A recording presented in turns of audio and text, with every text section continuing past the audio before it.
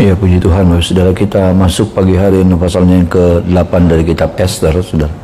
Kita akan lihat bersama ayat 1 dan ayat yang kedua. Ayat 1 dan ayat yang kedua, Bapak saudara. Sama-sama kita baca ayat-ayat ini. 1, 2, 3. Pada hari itu juga Raja Asveros mengaruniakan harta milik Haman, seteru orang Yahudi, kepada Ester sang ratu, dan Mordekai masuk menghadap raja karena Ester telah memberitahukan apa pertalian Mordekai dengan dia. Maka raja mencabut cincin meterai yang diambil daripada Haman, lalu diserahkannya kepada Mordekai, dan Mordekai diangkat oleh Ester menjadi kuasa atas harta milik Haman. Puji Tuhan, Bapak saudara. Saudara, pagi hari ini kembali kita diingatkan oleh firman Tuhan, saudara. Ya. Diingatkan oleh firman Tuhan dengan apa yang terjadi kepada Haman. Haman dengan semua caranya, dengan semua siasatnya, dengan semua kekuatannya, pengaruhnya, ya, potensi yang ada sama dia. Dia sedang berupaya untuk menghancurkan Mordekai, bahkan merambat kepada seluruh orang-orang Yahudi yang ada. Tetapi kemudian ceritanya jadi terbalik. Ceritanya jadi berbalik 180 derajat. Saudara, apa yang dirancangkan oleh Haman semuanya gagal. Bahkan semua maksud dan niat jahat yang dia rancangkan buat Mordekai itu berbalik kepada dia. Saudara, dari sini kita diingatkan lagi sama firman Tuhan. Apa yang kita sedang lakukan hari-hari ini? Apa yang kita sedang kerjakan hari-hari ini? Kadang kita bilang begini, itu orang-orang dunia, Pak Gem, ya, orang-orang dunia. Saudara, tetapi masalahnya, adakah kita sedang berlaku, kita sedang bertindak, berbuat seperti yang orang dunia juga buat? Predikat kita anak Tuhan, tetapi yang kita sedang lakukan sama seperti orang dunia, sama seperti Haman. Ya. Adakah kita sedang melakukan hal yang seperti itu? Haman, seperti yang saya pernah sampaikan, sedang menggali lubang. Haman seperti sedang menggali lubang. Supaya apa? Supaya jatuh itu Mordekai. Dia seperti pasang perangkap, dia pasang jebakan. Tapi ternyata dia sendiri yang jatuh di dalam lubang itu. Pertanyaannya buat kita, adakah kita sedang berbuat hal yang sama? Dalam bentuk yang berbeda, tetapi dengan tujuan yang sama. Kita sedang melakukan apa yang sedang dilakukan oleh Haman kepada orang-orang yang ada di sekitar kita mungkin. Ingat, firman Tuhan mengingatkan saya dan saudara untuk siapapun juga. Tidak peduli kita hamba Tuhan, tidak peduli kita pelayan Tuhan, tidak peduli kita siapa. Tapi yang jadi pertanyaannya, adakah sikap kita, perbuatan kita sesuai dengan predikat kita sebagai anak Tuhankah, sebagai pelayan Tuhankah, sebagai hamba Tuhan? Atau kita sedang melakukan hal yang berbeda dengan predikat kita, bertentangan dengan. Kalau Haman, saya harus bilang begini, kalau Haman masih wajar, saudara. Dia nggak kenal Tuhan, dia nggak ngerti tentang kebenaran. Dia nggak pernah diajar tentang hal-hal yang baik dalam hidupnya.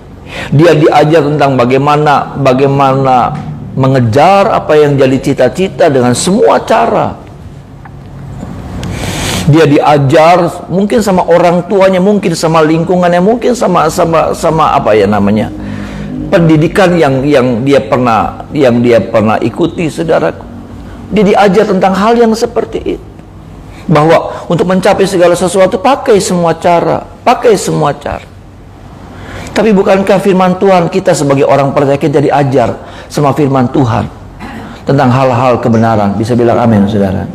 Bahwa kalau kita dagang, kalau kita bekerja, kalau kita inginkan mencapai sesuatu, kita diajar, saudara. Kita diajar sama orang tua kita.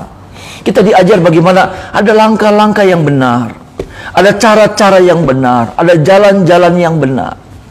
Orang tua kita mengingatkan, mendidik kita seperti itu.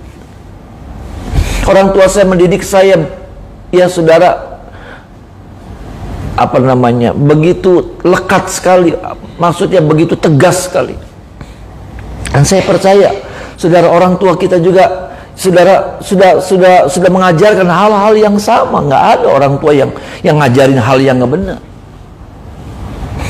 Bahkan di pendidikan kita, bahkan terlebih lagi dalam gereja kita, sebagai orang percaya kita dididik dengan ajaran-ajaran kebenaran. Haman nggak dapatkan itu. Haman nggak dapatkan itu, saudara. Haman nggak dapatkan yang namanya peringatan-peringatan. Dia nggak pernah ngerti tentang firman. Kita ngerti tentang firman. Kita diajar, bahkan tiap hari kita diajar. Bahkan kalau saudara pelayan Tuhan, kalau saudara hamba Tuhan, saudara sendiri mengajar tentang kebenaran ini. Tapi pertanyaan, sampai di mana firman itu bekerja dalam hidup saya dan saudara? Lalu kemudian ketika kita ingin mempertahankan apa yang kita punya, atau kita ingin mengejar apa yang kita harapkan, maka supaya orang tidak dapat mengambilnya, maka kita melakukan hal yang sama seperti Haman lakukan. Sekali lagi, untuk Haman, saudaraku, sebetulnya maaf, dia nggak ngerti tentang hukum kebenaran. Tapi saya, saudara, kita diajar tiap hari.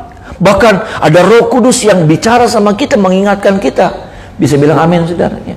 Ada Roh Kudus yang bicara di hati kita. Ketika kita ingin melakukan sesuatu, ketika kita ingin melakukan hal-hal yang tidak benar, ada Roh Kudus yang mengingatkan saya. Ada Roh Kudus yang mengingatkan Bapak Ibu saudara. Ada Roh Kudus yang dengan lembutnya bilang, jangan.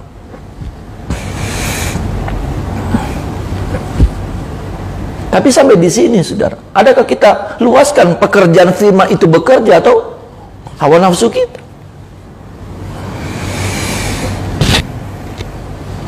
Terlepas dari semuanya, saya cuma mau ingatkan, hal yang sama akan berlaku buat saya dan saudara.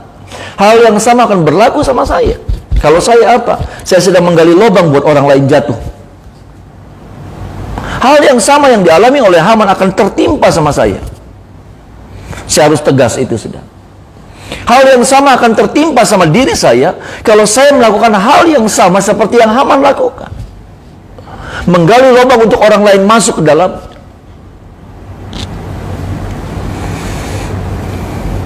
Saya harus bilang bahwa dalam pelayanan tidak seperti yang saudara bayangkan. Dalam pekerjaan Tuhan tidak semulus yang saudara bayangkan. Dalam pelayanan, saudara, bukan suasana sorga terus yang ada. Bahkan di dalamnya ada, macam-macam. Ada intrik-intrik, ada banyak begal, saudara. Dalam pelayanan banyak begal. Ya, banyak bajing loncat, banyak.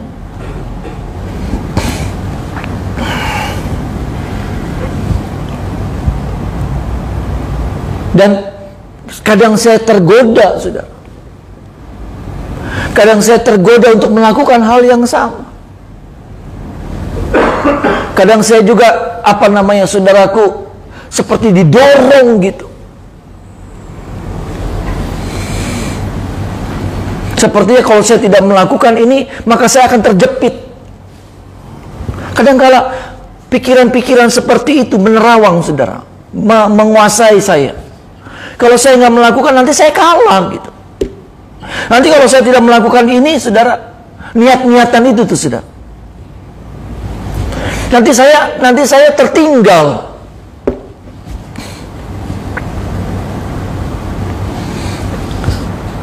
Tapi sekali lagi, saudara, saya pegang firman Tuhan, karena firman Tuhan bilang begini, orang yang takut akan Tuhan tidak kekurangan sesuatu yang baik. Ada amin, saudara? Orang yang takut akan Tuhan tidak kekurangan sesuatu pun yang baik. Bisa bilang amin, saudara? Kalau saudara mau mendapatkan sesuatu yang terbaik dari Tuhan, maka caranya cuma satu. Izinkan firman ini bekerja. Izinkan firman ini jadi cara. Izinkan firman ini jadi cara, jadi pola gitu. Dalam kita berdagang, dalam berbisnis, dalam macam-macam. Dalam pelayanan sekalipun. Karena ada banyak orang melayani bukan dengan cara firman. Orang melayani pakai caranya cara dunia. Ketika orang-orang dunia diajar untuk pakai cara firman, tetapi ada banyak orang-orang pelayan Tuhan yang memakai cara dunia, bukan pakai cara firman.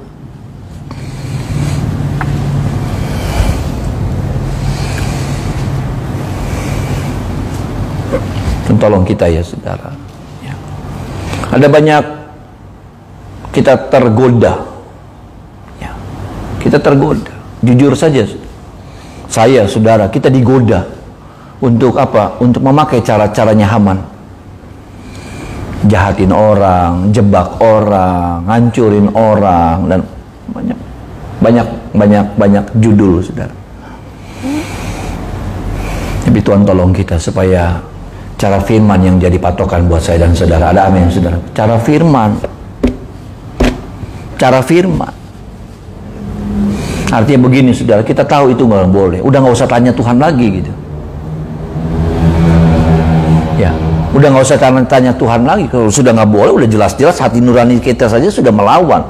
Sama hati nurani kita saja sudah bertentangan. Kita pakai tanya lagi sama Tuhan. Kita tanya sama hamba Tuhan. Udah jelas-jelas itu caranya udah nggak benar.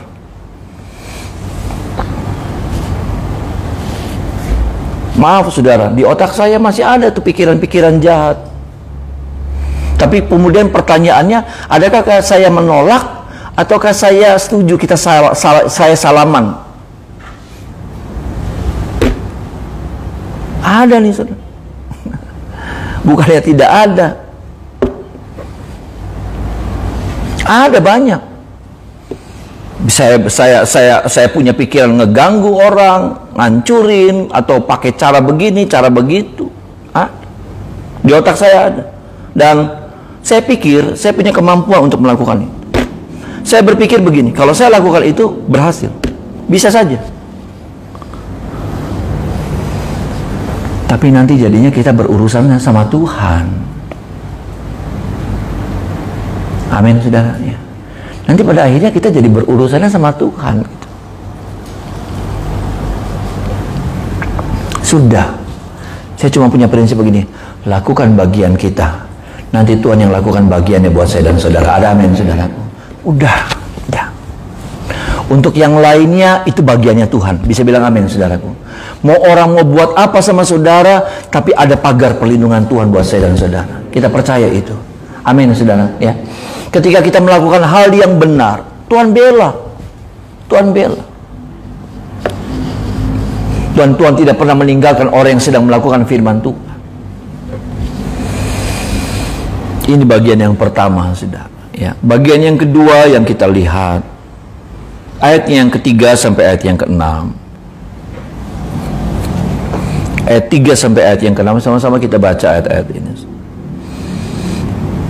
1, 2, 3. Kemudian Ester berkata lagi kepada raja sambil sujud pada kakinya dan menangis memohon karunia-Nya supaya dibatalkannya maksud jahat Haman orang Agag itu serta rancangan yang sudah dibuatnya terhadap orang Yahudi.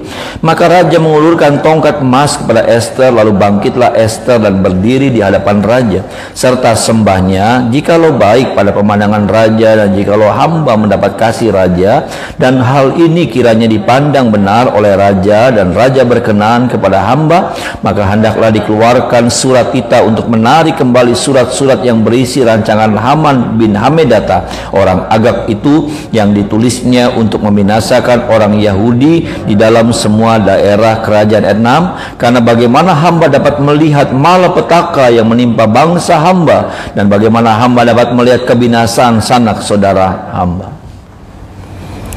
Saudara, pertanyaan ketika saya membaca ayat ini, maka ada sebuah pertanyaan yang muncul, saudara. Pertanyaannya begini, kalau kita berhasil, maka pertanyaannya adalah keberhasilan kita ini untuk siapa? Itu pertanyaan. Kalau saya berhasil, maka keberhasilan saya itu buat siapa?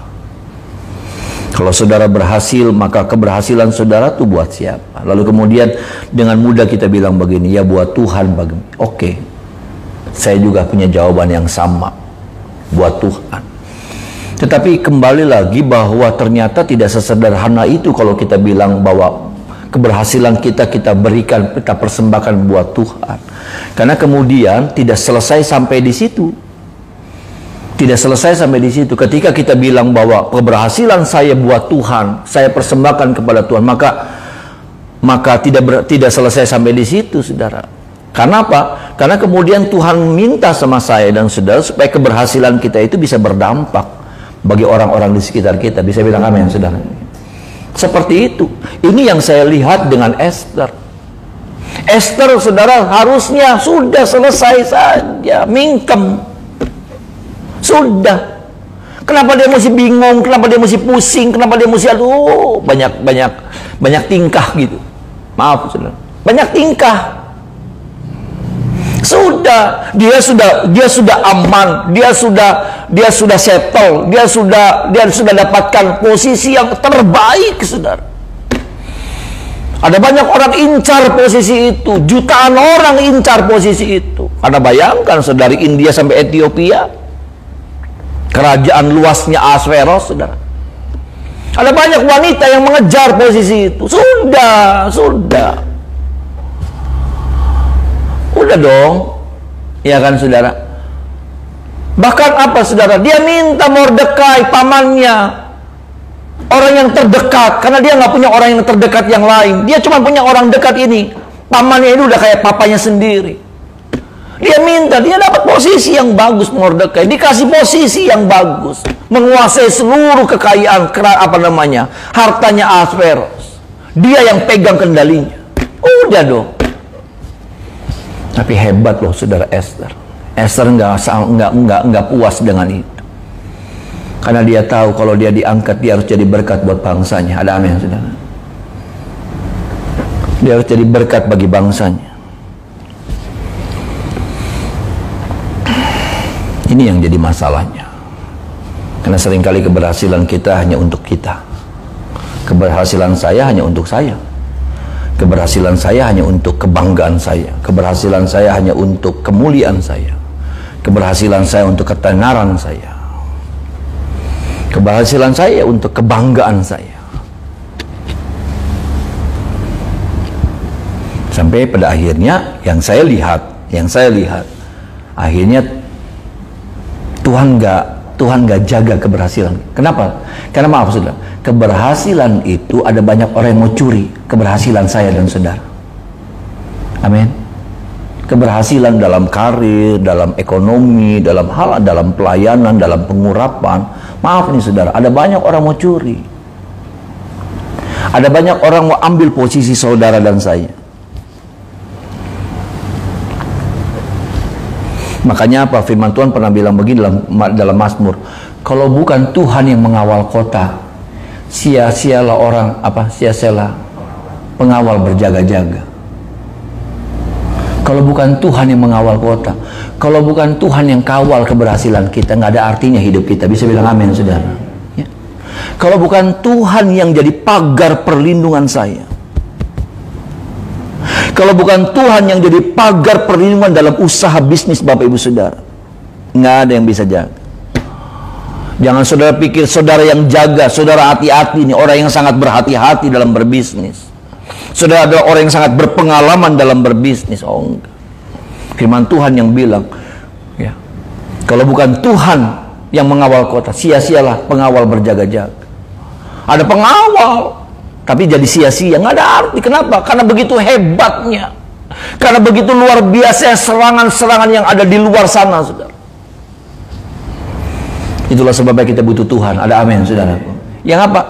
Menjaga apa yang ada sama kita. Dan saya melihatnya begini, ketika kita tahu apa yang harus kita buat, ketika kita tahu apa yang harus kita lakukan, ketika keberhasilan itu ada sama kita, diberikan kepada kita, tapi kita tahu apa yang harus kita buat, seperti Esther tahu bahwa dia harus berdampak. Kalau kita tidak bisa berdampak sama bangsa, paling tidak kita bisa berdampak sama gereja kita. Kalau saudara tidak bisa berdampak kepada gereja yang begitu luas, paling tidak saudara bisa berdampak sama lingkungan saudara. Kalau saudara tidak bisa berdampak sama lingkungan yang di mana luas juga saudara, pergaulan saudara, paling tidak saudara bisa berdampak sama keluarga besar. Keluarga besar paling tidak bisa menikmati keberhasilan saudara.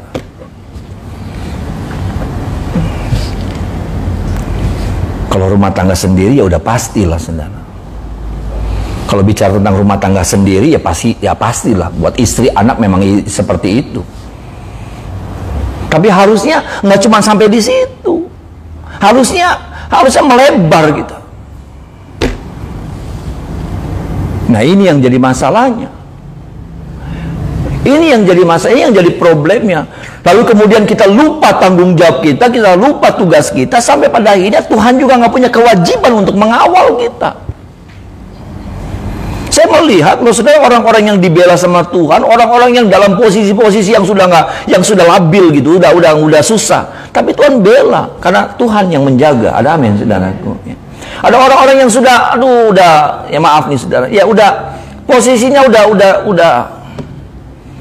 Tapi ada pembelaan Tuhan, ada pembelaan Tuhan, ada pembelaan, ada. Kenapa? Karena hidupnya belajar untuk jadi berdampak gitu. Sampai di sini nih saudara, ini sesuatu yang serius. Ini sebuah rumus kehidupan.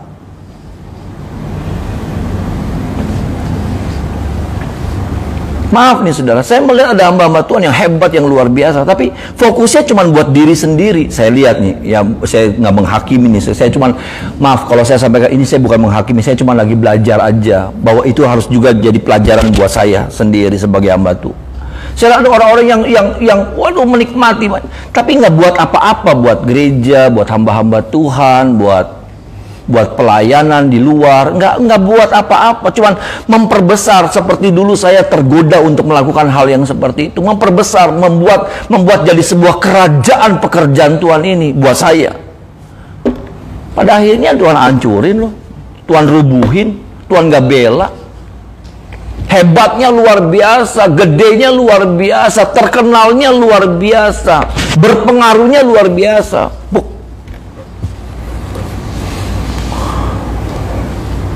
Ini dalam pelayanan nih saudara.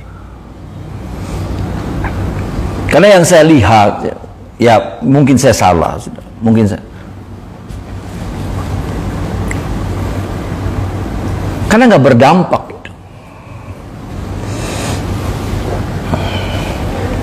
Tuhan tolong kita Bapak Ibu Saudara supaya ini jadi sesuatu yang mengingatkan kita, mengingatkan saya juga bahwa nggak boleh saya hanya fokus sama diri saya, bahwa saya hanya fokus sama kebutuhan saya, bahwa kebutuhan kita nggak pernah ada ujungnya. Betul saudara? Ya, kebutuhan kita nih saudara, kebutuhan kita nggak pernah ada ujungnya loh. Kebutuhan kita akan semakin membengkak. Semakin kita naik, beranjak naik, semakin tinggi juga standarnya. Beda. Pakaian boleh sama, tapi apa yang ada hal-hal yang beda, sudah kebutuhan yang lainnya lagi, keinginan yang lainnya lagi, bukan cuma kebutuhan. Tapi kalau kita bicara kebutuhan saja, kebutuhan itu meningkat. Orang bilang beda kebutuhan sama keinginan, tapi orang semakin naik, saudara, standar ekonominya, maka dia juga kebutuhannya juga semakin menanjak, semakin ada perubahan, ada peningkatan. Kalau kita bicara seperti itu nggak pernah ada habis-habisnya, kita nggak pernah puas dengan apa yang kita sudah raih, kita capai, kita miliki.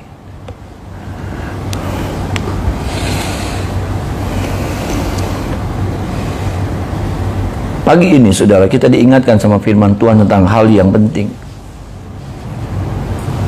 Bagaimana Esther nggak puas. Esther sudah nyaman, betul sudah, tapi ketika dia menghadap raja, dia sampai nangis, dia sampai memohon sama raja. Hebat maksudnya, hebat banget ya sudah. Sampai memohon sama raja supaya apa saudaraku? Lewat dia hati raja diluluhkan gitu. Untuk apa? Kenapa? Karena surat perintah itu yang Haman sudah buat, saudaraku. Ya, ini Haman ini hebat. Memang kadang-kadang orang-orang nomor dua, orang-orang kedua itu sudah Itu kadang-kala bahaya-bahaya tuh, hati-hati. Kalau sudah jadi orang kedua, saudara harus jadi orang kedua yang takut sama Tuhan. Karena kalau sudah jadi orang kedua yang tidak takut sama Tuhan, bahaya.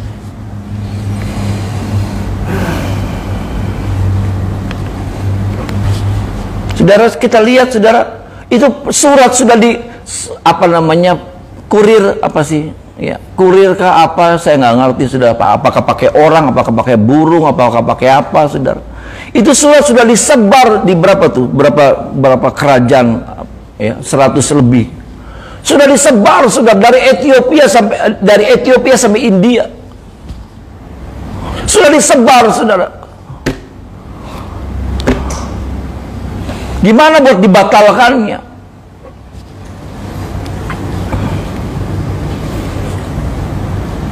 Ester nangis di hadapan raja. Dia minta kemurahan hati raja. Dia nggak puas dengan apa yang dia sudah dapatkan. Dia nggak puas. Dia sekarang jadi ratu loh. Orang hebat, dipuja. Tapi dia bukan itu. Kadang-kala saudaraku, tanggung jawab kita tertutup, jadi jadi terlabur. Kenapa? Karena kita sudah menikmati apa yang selama ini kita inginkan. Dulu ada banyak orang begini. Kalau Tuhan, kalau saya diberkati Tuhan, saya pengen ngelakuin ini buat Tuhan, saya pengen ngelakuin itu. Itu nggak cerita klasik ya saudara, itu cerita klasik banget ya. Tuhan, kalau Tuhan berkati usaha saya sih, Tuhan pokoknya beres Tuhan ya, pokoknya beres ya. Tapi ketika kita sudah diberkati, itu tuh sudah jadi terlabur, jadi udah nggak jelas lagi ya. Misi kita tuh saudara ya, udah nggak jelas lagi. Tolong kita ya sudah. Saya hanya menyampaikan sesuatu yang nyata gitu. Sesuatu yang nyata yang sering terjadi dalam kehidupan orang percaya. Dan maaf, itu nggak boleh terjadi dalam hidup kita. Ada amin saudara. Itu nggak boleh terjadi dalam hidup kita. Bagaimana kemudian kita jadi orang yang kehilangan misi, kehilangan visi. Hanya karena apa? Hanya karena apa yang kita harapkan sudah kita dapatkan. Sudah dalam genggaman, udah ya. Kalau orang lain juga mau kayak apa, bukan urusan saya. Tadi saya katakan, kalau kita nggak bisa jadi berkat buat bangsa karena terlalu gede, udah nggak apa-apa. Jadi berkat buat gereja. Kalau gereja juga terlalu gede, udah jadi berkat buat lingkungan sekitar kita. Kalau lingkungan sekitar kita terlalu gede, paling enggak kita jadi berkat buat keluarga besar kita. Ada kakak adik, ada ponakan, ada apal. Paling tidak. Jangan sampai kemudian keberhasilan itu hanya kita nikmati. Sampai akhirnya apa sudah? Itu yang tadi saya katakan. Pada akhirnya Tuhan menyesal. Kenapa? Karena kita nggak pakai itu untuk sesuatu yang berguna bagi banyak orang. Itu kita hanya nikmati buat diri kita.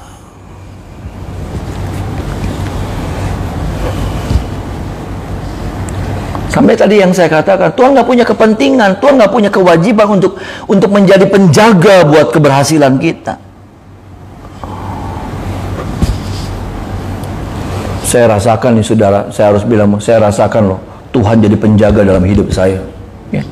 Tuhan jadi penjaga dalam hidup saya. Dalam banyak hal saya ngalamin Tuhan jadi penjaga dalam memagari saya. Waduh. Banyak hal yang saya nggak ngerti, saudara. Maaf nih, saudara. Ada banyak lubang yang orang buat di depan saya. Tapi saya masih bisa lewat aja gitu, saudara. Bukan saya, Tuhan yang bela saya. Tuhan yang tolong saya. Tuhan yang pegang gitu. Betul, saudara. Dan saya mau pengalaman itu terjadi juga dalam hidup saudara. Ada amin, saudara. Bagaimana Tuhan pegang saudara. Nggak peduli orang mau buat lubang sebanyak-banyaknya di depan saudara. Tapi Tuhan selalu punya cara untuk tolong saya dan saudara. Ada amin, saudara. Nggak ngerti caranya, nggak ngerti itu saudara. Nggak ngerti. Ya. Kalau Kalau ini nggak direkam sih saya bisa cerita banyak, tapi ini kan jadi sekarang udah direkam, di apa lah, panjang cerita. Saya ngalamin banyak hal. Betul, saudara, saya banyak ngalamin pembelaan Tuhan, pertolongan Tuhan, di mana saya udah bilang habis, udah habis. Enggak loh. Ada aja cara Tuhan tolong saya, ada aja cara Tuhan bela saya. Dan saya percaya juga, saudara, kalau saudara juga belajar, ya, karena saya belajar, ya hidup kalau dipercayakan ya bukan buat diri saya gitu, buat Tuhan, buat kemuliaan Tuhan, buat orang banyak. Kalau boleh milih juga masih mendingan jadi gembala aja, enak jadi gembala. Ya sudah, ya gembala tuh enak, sudah, ya enak. Tapi ya sudah, Tuhan percayakan kepada saya, ya saudara. Dan itu yang saya harus lakukan. Bagaimana apa yang Tuhan percayakan sama saya harus saya pakai itu juga untuk bisa jadi berkat. Orang-orang bisa merasakan sesuatu. Apakah itu lewat kepemimpinan saya, apakah lewat pengaruh saya, apakah lewat mulut saya, nasihat saya, apakah lewat tangan saya, lewat berkat yang saya bisa bagi sama mereka. Tolong kita, ya saudara, karena saya percaya kalau kita melakukan hal yang seperti Tuhan mau, sampai kapanpun Tuhan akan jaga saya dan saudara. Ada amin, saudara. Ya, sampai kapanpun. Saya nggak percaya sama roda kehidupan. Ya, patahkan itu hukum roda kehidupan. Yang orang bilang nanti di atas, ya kan hidup tuh kayak gitu, pagem. Ya. Nanti di atas, nanti turun, nanti jeblok. Ngomong temen, jangan mau. Pegel, hidup kayak gitu tuh pegel. Amin, saudara. Dan saya melihatnya gini, Tuhan nggak ngatur hidup kita seperti itu. Tuhan nggak bikin ritmenya seperti itu, enggak. Ya, bahkan firman Tuhan bilang begini, dari kemuliaan kepada kemuliaan. Ada amin, saudara. Artinya apa? Nggak turun gitu, naik. Amin, saudaraku. Ada lagu yang dari kemuliaan sampai kemuliaan, Engkau membawaku semakin bersinar. Ada amin. Amin, saudara. Bukan terus dari kemuliaan terus turun lagi, ya, pegel. Dan bukan itu, saudara. Bukan itu yang Tuhan tetapkan dalam hidup kita, bukan itu. Tapi Tuhan mau bawa kita terus naik. Saya mikir gini, saudara, di Tuhan saya terpilih lagi, ya saudara, berarti 5 tahun, berarti saya tahun ini 51 berarti 56 mau masuk 56, ya 55 56 jalan. Berarti udah, ya, karir saya udah habis gitu, ya saudara. Iya kan? Karir saya ya dalam dunia persilatan gitu udah selesai, ya saudara. Tapi ya Tuhan punya banyak cara, bukan? Ada amin, saudara. Ya untuk tetap memakai saya, apakah dalam penggembalaan, doang nggak ngerti. Saya nggak ngerti, saudara. Tapi secara otak logika gitu, belum pisan ya, umur 55 udah nggak ngapa-ngapain gitu, ya. Umur 55 udah kayak orang pensiun gitu, saudara. Enggak juga lah, saya percaya masih ada hal-hal yang Tuhan masih mau buat dalam hidup saya. Dan saya juga harus bilang buat Bapak Ibu saudara, jangan bilang tentang umur, karena Tuhan nggak peduli sama umur saudara. Ada amin, saudara. Ya. Tuhan nggak ada urusan loh sama umur saudara. Yang Tuhan ada urusan adalah tentang kesetiaan, komitmen kita. Ada amin, saudara. Tuhan nggak ngelihat umur, Ya, saya itu boleh dibilang, saudara, maaf, kayaknya saya boleh dibilang ketua sinode termuda loh, saudara, yang pernah jabat. Karena umur berapa? 45. Saya 45 udah jadi ketua sinode. Ya 45 46. Ya, yang dimana orang bocah masih sekya, ya saudara, belum ngerti apa-apa. Tuhan nggak ada urusan sama umur. Yang Tuhan lihat adalah komitmen kesetiaan kita sama Tuhan, cinta kita, ketulusan kita, apa yang kita mau buat. Nggak nggak ada gandengan yang lain gitu. Kalau kita mau buat, ya kita buat untuk hanya menyenangkan hati Tuhan. Ada amin, saudara. Kalau kita ibadah, kita hanya pengen ibadah supaya Tuhan disenangkan lewat hidup kita. Supaya lewat firman itu yang kita dapatkan, itu jadi penuntun langkah kita sehari-hari. Wah, keren. Nah, saya percaya hidup yang kayak gitu pasti dibela dan diberkati oleh Tuhan. Jadi Tuhan, mari kita menyembah Tuhan.